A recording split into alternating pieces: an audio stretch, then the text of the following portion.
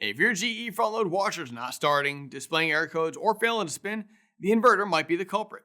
I'm William with AppliancePartsPros.com, and in this video, I'll guide you through testing and replacing it. Don't worry if this is your first time working on an appliance. It's easier than you might think. Let's get started. With over 2 million products in stock and the know-how to help you do it yourself, we are AppliancePartsPros.com.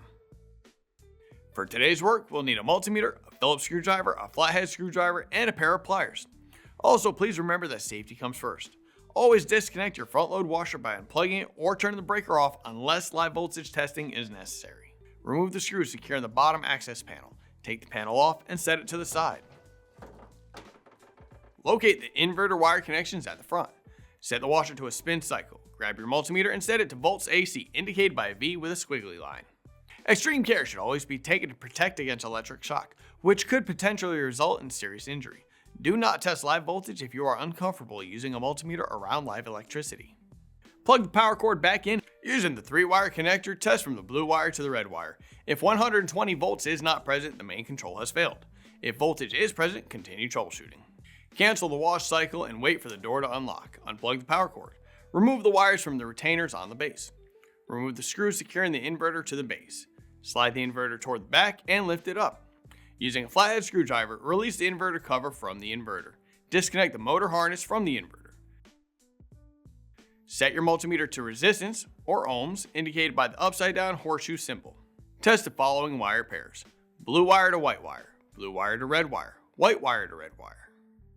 Each of these readings should be around 6 ohms.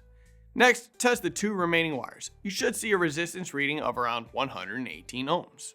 If any readings show open or is more than 0.5 ohms outside of the expected range, the motor has failed and should be replaced. If the resistance readings check good, continue troubleshooting. If you'd like to learn more about using a multimeter, we've put together a comprehensive tutorial. Check out the link in the description. If the main control and the motor have tested good, like they did here, the inverter has failed and would need to be replaced. This has been verified using the process of elimination. Disconnect the remaining wires and pull the inverter out. Here's the old inverter and here's the new one. If you've already got one, great. If not, you can pick one up at AppliancePartsPros.com. Connect the wires to the inverter. Secure the inverter cover and slide the inverter into place on the base. Secure the inverter with the screw we removed. Set the access panel in place and secure it to the washer. Plug the power cord in, and with that, we're done.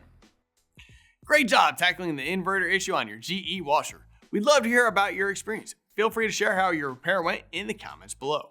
If you'd like a little more diagnostic assistance, be sure to visit our forum page where you can get answers from our technicians.